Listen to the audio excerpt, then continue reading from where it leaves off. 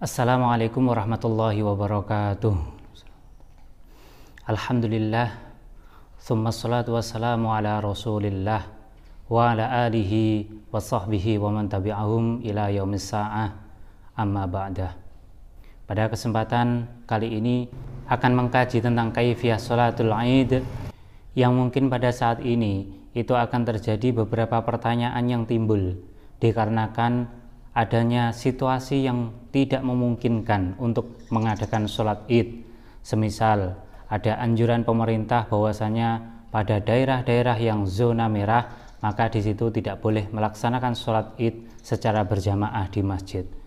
Dan hal ini tentunya akan menimbulkan gejolak ataupun menimbulkan berbagai pertanyaan yang akan beredar di kalangan masyarakat. Untuk itu kami akan berusaha mengulas sedikit tentang permasalahan-permasalahan yang berkaitan dengan sholat Id. Bismillahirrahmanirrahim.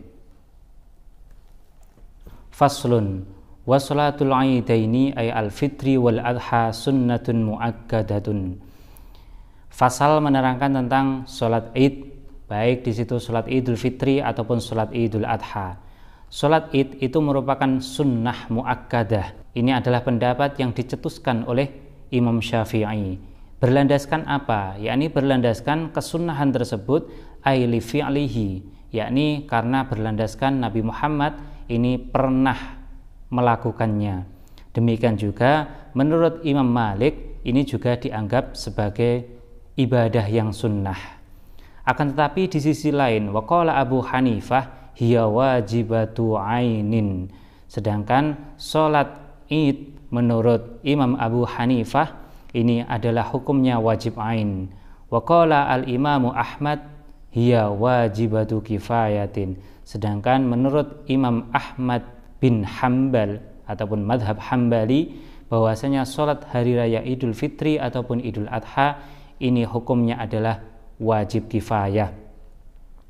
Dalam artian ketika ada salah satu ataupun segerombolan orang melakukan sholat Idul Fitri ataupun Idul Adha, maka satu kampung ini sudah tidak menanggung dosanya.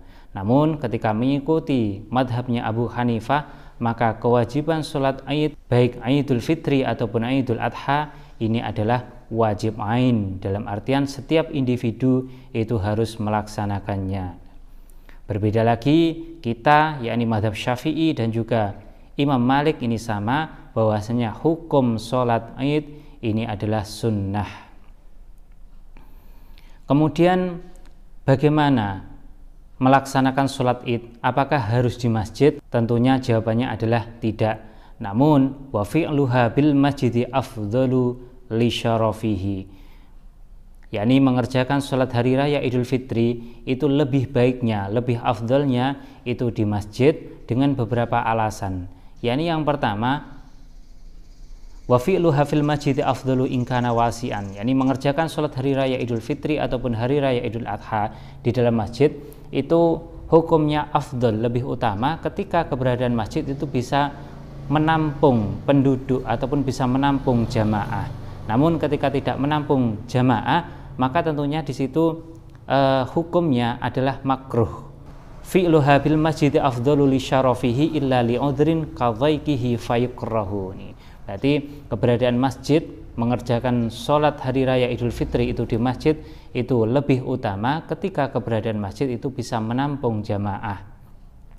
Dengan berbagai alasan. Yang pertama, li'annahu afdalu wa asyrafu wa anzafu min ghairihi. Alasannya adalah masjid itu lebih utama, lebih mulia dan juga lebih bersih daripada selainnya. Taruhlah semisal melakukan di lapangan, maka ketika melakukan di lapangan itu pun kebersihannya, kemudian kemuliaannya itu pun mesti kalah dibanding dengan kemuliaan dan juga kebersihan di masjid.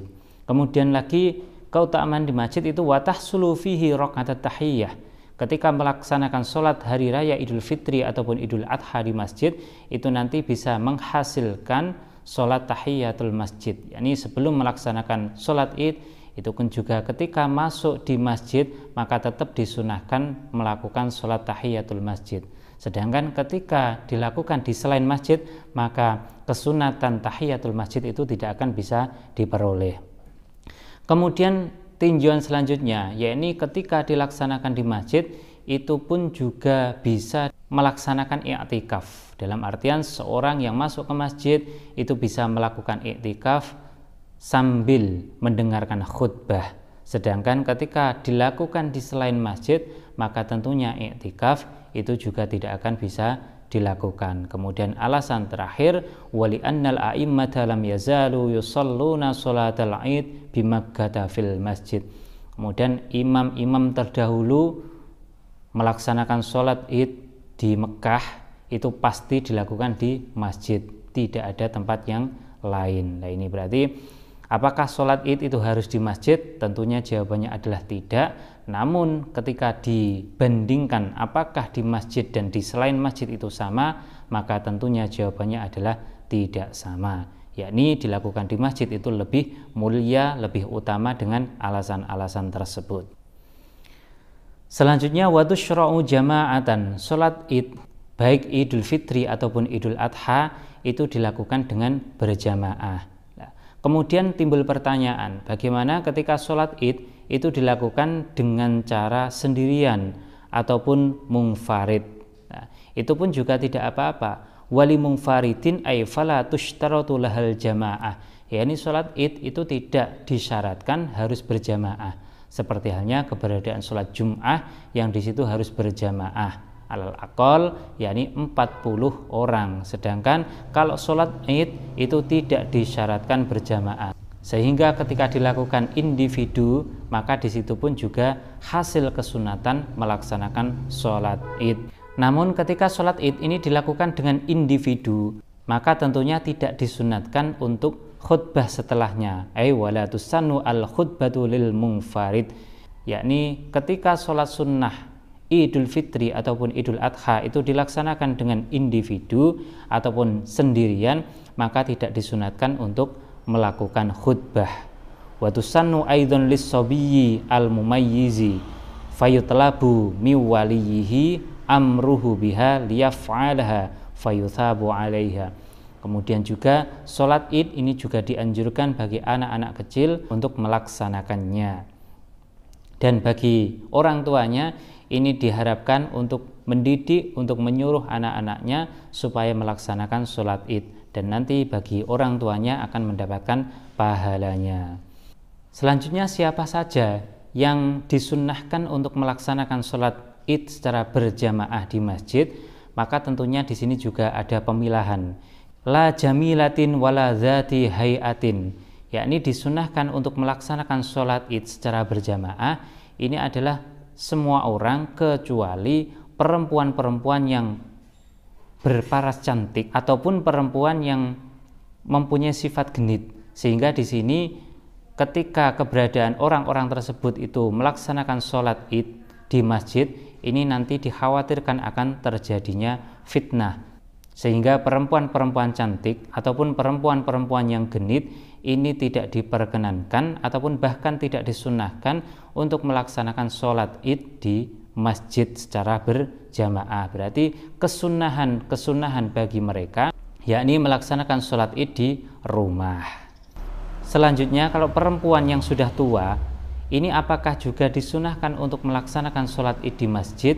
Jawabannya adalah iya, yakni disunahkannya perempuan yang sudah tua ataupun perempuan yang tidak berparas cantik ataupun perempuan yang tidak mempunyai sifat genit, ini pun disunahkan untuk melaksanakan sholat id di masjid ini dengan beberapa ketentuan. Yakni ketentuan pertama, perempuan tersebut itu memakai pakaian rumahnya, dalam artian tidak berhias, tidak memakai pakaian-pakaian yang mencolok, yakni pakaian yang sering ataupun pakaian yang biasa digunakan di rumah. Kemudian syarat yang kedua, yakni bila tibin, yakni dengan cara tidak memakai wangi-wangian. Kemudian syarat yang ketiga, yakni biidzni zaujiha, yakni dengan mendapatkan izin dari suaminya. Sehingga perempuan-perempuan, kesimpulannya perempuan-perempuan yang tidak mempunyai kecantikan, kemudian yang kedua tidak mempunyai sifat genit, ataupun perempuan yang sudah tua, maka baginya ini tetap disunahkan untuk melaksanakan sholat id di masjid dengan berjamaah, ini dengan 3 catatan, yakni yang pertama itu mendapatkan izin dari suaminya, kemudian yang kedua pakaiannya adalah pakaian yang biasa digunakan di rumah, kemudian yang ketiga itu tidak memakai wangi-wangian.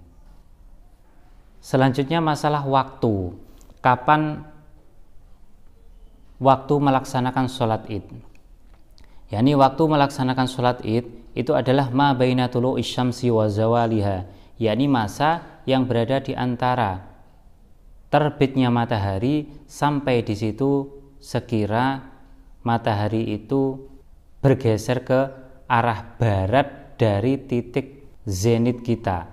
Dalam artian ketika matahari itu sudah berada di titik barat atas kita, yakni bayangan kita sudah berada di timur, maka disitulah habis waktunya sholat hari raya Idul Fitri ataupun Idul Adha. Dalam artian ini sama seperti halnya masuknya waktu zuhur.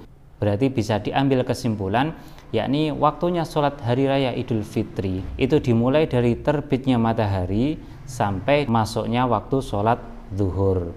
Kemudian ketika seseorang itu tidak melaksanakan sholat id, apakah di situ juga disunahkan untuk mengqadha'inya? Jawabannya adalah iya. Wa yusannu qadha'uha in fatat li'annahu yusannu qadha'un nafli al-muaqqat, yakni disunahkannya mengqadha'i sholat id dalam artian ketika waktunya sudah terlewat dan dia itu belum melaksanakan sholat id, maka baginya ini tetap disunnahkan untuk mengqadha'i sholat id dengan alasan karena sholat id ini merupakan sholat sunnah yang mempunyai waktu, sehingga ketika waktunya itu habis maka disunnahkan untuk mengqadha'inya. Selanjutnya masalah kaifiyah ataupun tata cara melaksanakan sholat id. Kaifiyahnya itu tentunya ada 2, yakni kaifiyah yang akmal dan kaifiyah yang biasa. Wahya ay sholatul id rak'atani yuhrimu bihima biniyati idil fitri awil adha wa ya'ti bidu'ail iftitah wa yukabbiru fir rak'atil ula sab'an siwa takbiratul ihram ila akhirih. Yakni sholat hari raya Idul Fitri ataupun hari raya Idul Adha itu bisa dilaksanakan dengan cara qasr ataupun bisa dilaksanakan dengan cara akmal, yakni yang biasa sering dilakukan ini adalah melakukan dengan cara akmal, yakni seseorang itu niat untuk melaksanakan sholat hari raya Idul Fitri ataupun hari raya Idul Adha. Semisal ka'yakula nawaitu usolli rok'ataini sunnata Idul Fitri, yani, seperti itu. Ataupun contoh nawaitu usolli rok'ataini sunnata Idul Adha, itu.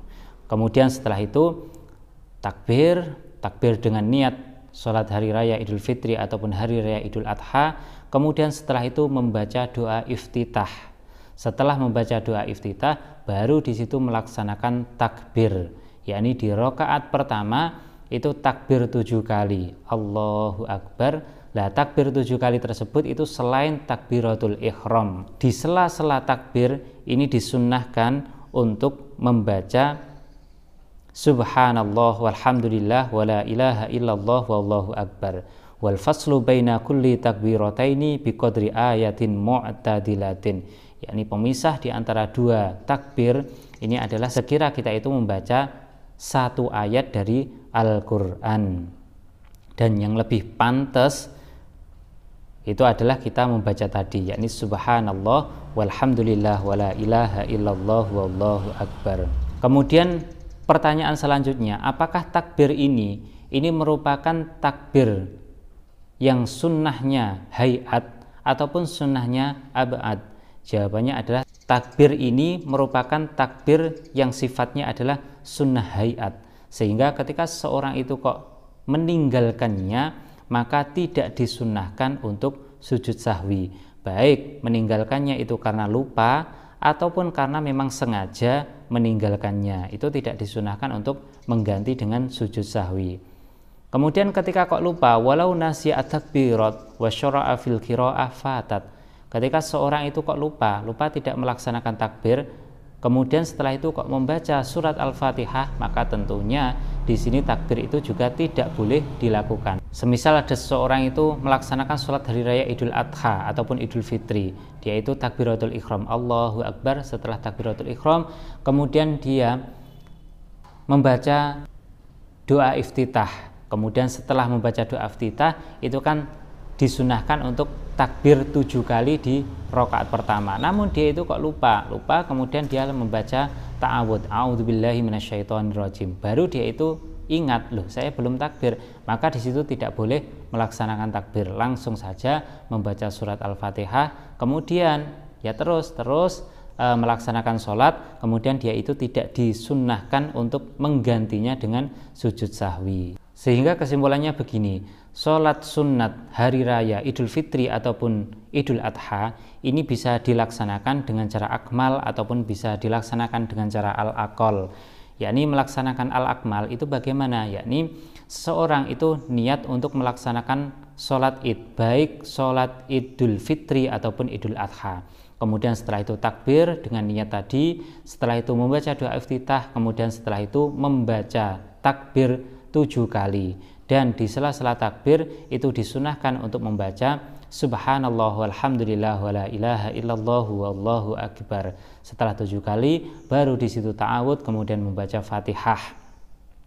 Kemudian kesunahannya yakni di rakaat yang pertama itu setelah Fatihah membaca surat Qaf, ataupun ketika tidak surat Qaf maka di sini bisa membaca surat Sabbihisma rabbikal a'la, ataupun setidaknya itu bisa membaca surat Al-Kafirun.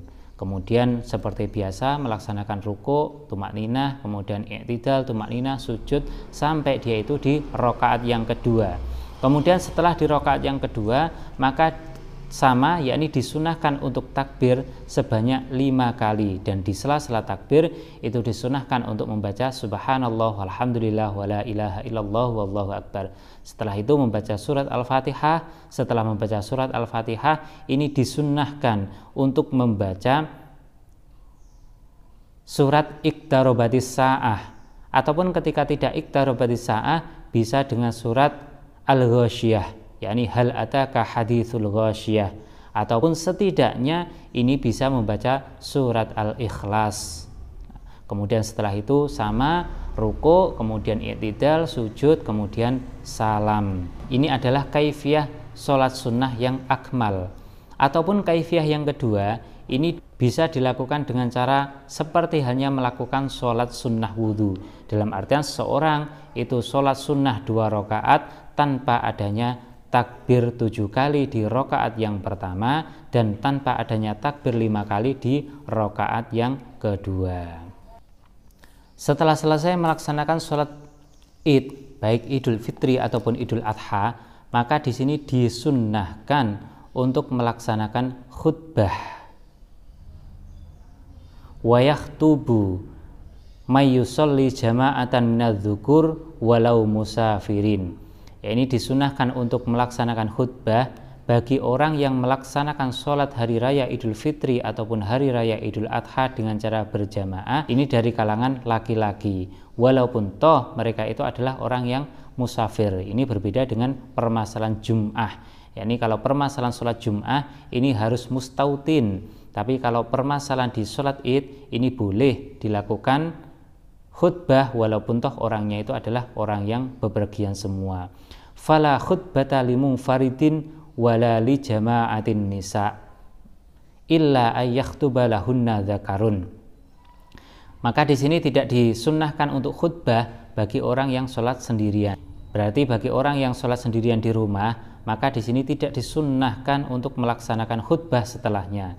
Namun ketika di sini kok dilaksanakan di rumah dengan berjamaah sekeluarga, maka tentunya imam laki-laki ini disunnahkan untuk melaksanakan khutbah setelahnya. Kemudian juga tidak disunahkan untuk khutbah ini adalah wala li jama'atin nisa, dan juga jamaahnya perempuan-perempuan. Berarti ada segerombolan perempuan yang semuanya itu melaksanakan sholat hari raya Idul Fitri ataupun Idul Adha, kemudian setelah itu maka tidak disunahkan untuk melaksanakan khutbah kecuali illa ayyakhtuba lahunna dzakarun, kecuali ketika di situ dikhutbahi oleh orang laki-laki. Berarti di sini mengecualikan juga ketika jamaahnya ini perempuan semua, kemudian imamnya laki-laki, maka tentunya di sini khutbah ini pun juga tetap diberlakukan kesunahannya, yakni laki-laki yang mengimami tadi ini juga disunahkan untuk melaksanakan khutbah setelah sholat id. Falau qamat wahidatun minhunna wa wa'adhathunna fala ba'sa. Berarti ketika jamaahnya ini adalah jamaah perempuan, semuanya adalah perempuan, maka tidak disunahkan untuk melaksanakan khutbah. Cuman ketika ada salah satu yang berdiri kemudian memberikan mau'idhah ataupun tausiah, maka tidak apa-apa. Berarti di sini bisa diambil sebuah kesimpulan, sholat hari raya Idul Fitri itu bisa dilaksanakan dengan berjamaah ataupun bisa dilaksanakan dengan individu. Ketika dilaksanakan berjamaah, maka juga ditafsil. Ketika jamaahnya ini adalah jamaah laki-laki, walaupun toh semuanya ini adalah musafir, maka setelah melaksanakan sholat id disunahkan untuk melaksanakan khutbah. Ketika jamaahnya semuanya adalah perempuan, maka tidak disunnahkan untuk khutbah, kecuali ada salah satu dari mereka yang berdiri untuk menyampaikan mau'idhah ataupun tausiah. Ataupun ketika semua jamaahnya adalah perempuan namun imamnya adalah laki-laki, maka di sini pun juga tetap disunahkan untuk melaksanakan khutbah. Kemudian ketika dilaksanakan untuk individu, berarti individu di rumah masing-masing, maka tentunya khutbah sholat id ini tidak perlu dilaksanakan, karena mestinya juga sia-sia. Karena bagaimanapun ketika sholat itu sendiri, kemudian setelahnya itu khutbah, mau mengkhutbahi siapa? Kan tentunya tidak ada gunanya. Maka di sini juga tidak disunahkan untuk khutbah. Kemudian masalah pelaksanaannya. Pelaksanaannya itu dilaksanakan di masjid, itu adalah yang paling utama. Karena ada beberapa alasan yang telah saya sebutkan di awal tadi. Selanjutnya, waktu melaksanakan sholat id itu dimulai dari terbitnya matahari sampai masuknya waktu sholat zuhur. Kemudian kaifiyahnya sholat id itu ada dua, yakni ada akmal dan akol. Akmal itu dengan perincian di rakaat yang pertama itu ditambahi takbir sebanyak 7 kali, dan di rakaat yang kedua itu ada tambahan takbir sebanyak 5 kali sebelum membaca surat Al-Fatihah. Kemudian masalah surat-surat yang disunahkan, yakni surat Qaf di rakaat yang pertama, yakni surat Qaf ataupun Sabbihisma ataupun surat Al-Kafirun. Sedangkan di rakaat yang kedua itu disunahkan untuk membaca surat Iqtarabatis Sa'ah ataupun Hal Ataka Haditsul Ghasiyah ataupun surat Ikhlas. Itu adalah kaifiyah yang akmal. Ataupun ketika tidak kaifiyah yang akmal, bisa melaksanakan dengan kaifiyah yang akol, yakni dengan cara melaksanakan sholat id seperti halnya sholat sunnah biasa, yakni dilakukan 2 rakaat tanpa adanya tambahan takbir di rakaat pertama ataupun di rakaat yang kedua. Mungkin itu yang bisa saya sampaikan. Semoga dengan adanya kajian yang sekilas ini bisa menambah wawasan dan bisa menghilangkan kejanggalan-kejanggalan ataupun kemuskilan-kemuskilan karena adanya beberapa aturan yang ditetapkan oleh pemerintah, yakni tidak diperbolehkan melaksanakan sholat id secara berjamaah di daerah yang zona merah. Semoga bisa bermanfaat. Saya akhiri, wallahul muwaffiq ila aqwamit thoriq. Wassalamualaikum warahmatullahi wabarakatuh.